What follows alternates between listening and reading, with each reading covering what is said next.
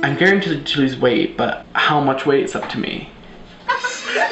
Then Horton the elephant, Horton the elephant, Horton the elephant heard a small noise.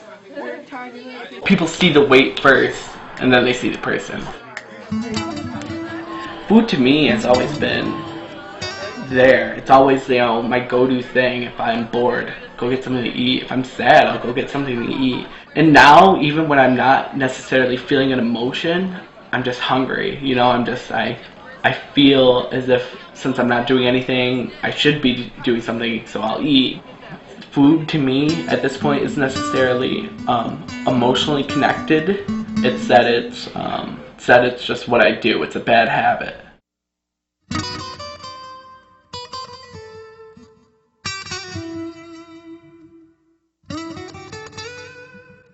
With this surgery, I'm hoping to feel the sensation of being full when I've had enough food. When I've had enough food that I need to live. Not that I want, but the amount that I need to live. My predisposition to obesity, on top of the fact that I love to play games and I love to hang out at my house and sit on the couch with my friends and watch movies, that's what really put me on the road I am now. I had a lot of opportunities that I never took. I had a lot of opportunities to go outside. I had a lot of opportunities to join a team or just go play basketball with my dad. I had those opportunities, but I didn't take them. So it really lies on me as an individual. I want to stress that point, it's me. I put myself here.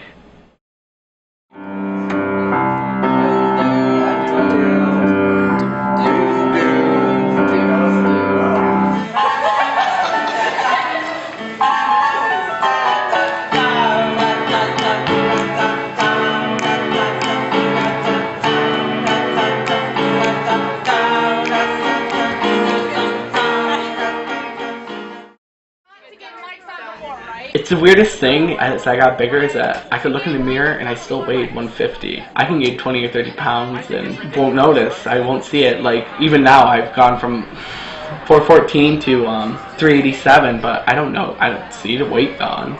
I think one of the big parts of the surgery is I'll lose all that weight faster and keep it off for a longer period of time so that I can finally realize what I'll look like smaller.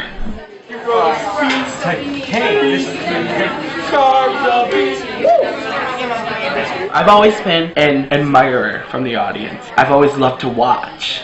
I used to tell our former principal, Mr. Zahner, he would always push me and he goes, "Why don't you do the plays? Why don't you do the musicals? You'd be great. You just have a stage presence." And I told him, I go, "Well, I don't think they would have a costume big enough for me." And he goes, no, Mrs. Hunter, the woman who makes the costume, she can make a costume for anybody, no matter who they are. And I didn't believe him. And then I did it this year, and Mrs. Hunter made my costume. And it was beautiful, and I looked great. But that is my biggest high school regret, is not doing it sooner. And the help that you seek is inside this brochure.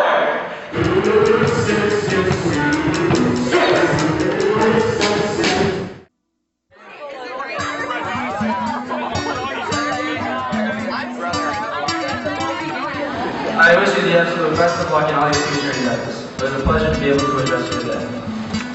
Tory Ryan Bush.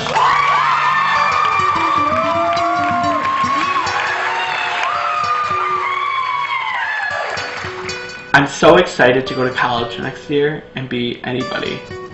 I don't have to be the fat funny kid, I can just be the funny kid. And that's exciting for me.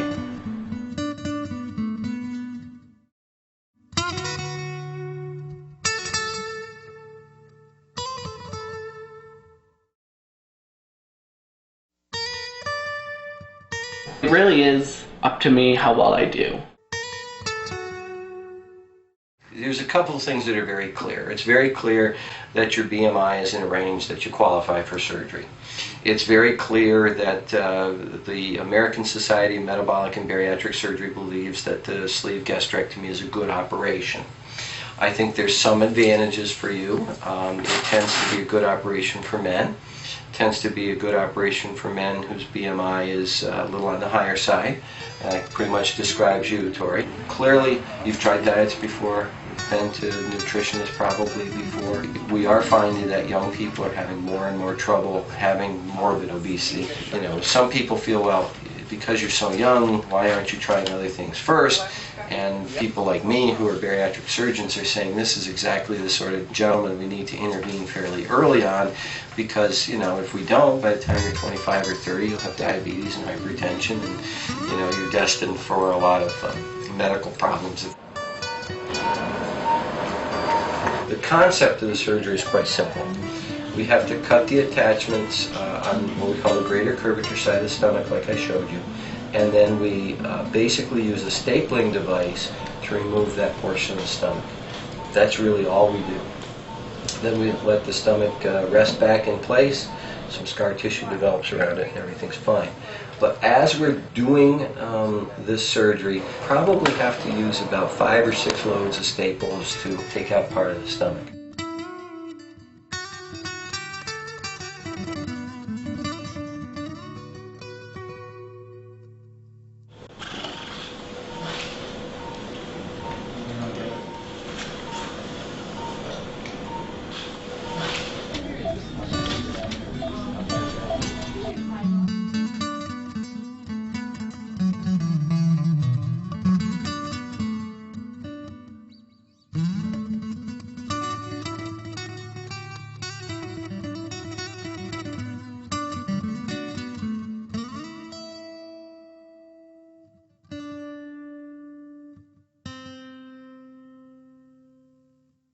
The surgery was very tolling. I don't think I realized the toll. Now I'm realizing, oh, I was really nauseous those days, and now that I'm actually better, now that I actually know what it's like to be better, I'm like, wow, that I was pretty sick, and that was pretty rough.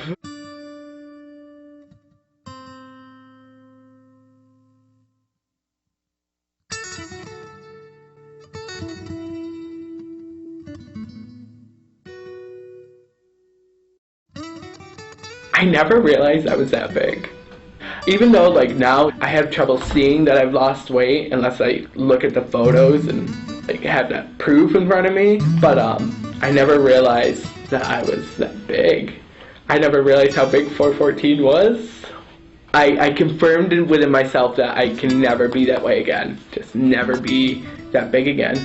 Because now I know how hard it is to take it off.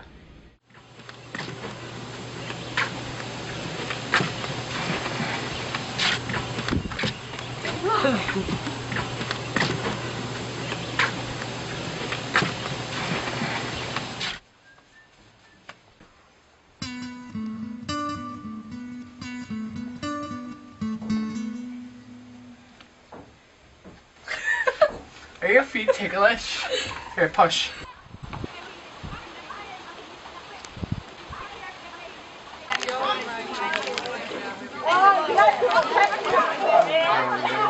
You know, like, when you see somebody on the street, even though you might not even consciously think about it, you think, you know, I will never be that person. Even now, I'll walk down the street and I'm like, I will never be that person. I didn't realize I was that person. I didn't realize how close I was to be the guy in a wheelchair because they can't walk because they weigh so much. I didn't realize that I was that close to having diabetes. I didn't realize that when you go up your stairs, when you get to the top, that you shouldn't be panting. I didn't realize you could walk to the top of a flight of stairs and feel okay. You know, I didn't realize that exercise could actually be fun and enjoyable. I realize I am putting a lot of stress on me right now. College and surgery and trying to have some aspect of a social life and exercise and doing all these new things that don't necessarily come naturally to me. I know I can do it. I'm just, how long is it going to take?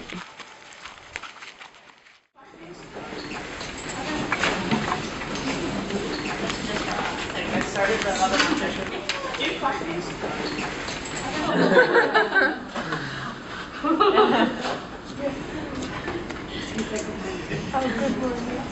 So we're basically playing war. Yeah. So it's 1. Oh yeah.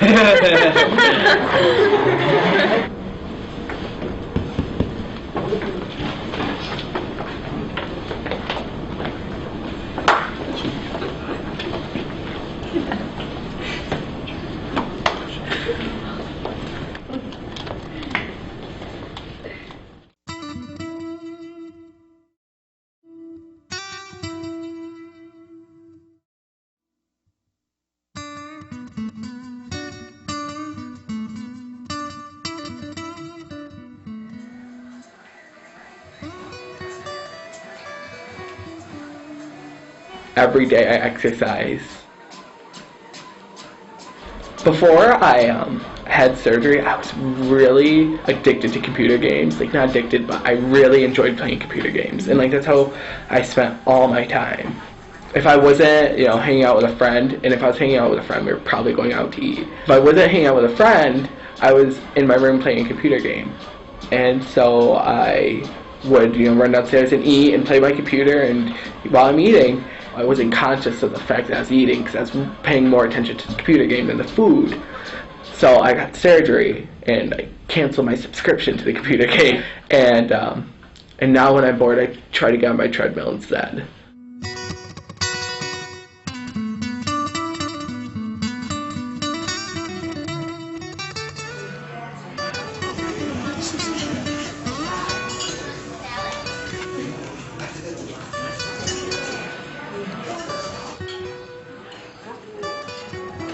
A few months after surgery, I was very regimented. Everything was portioned. It was 2 ounces of meat, turkey or chicken, and then 1/4 of a cup of vegetable.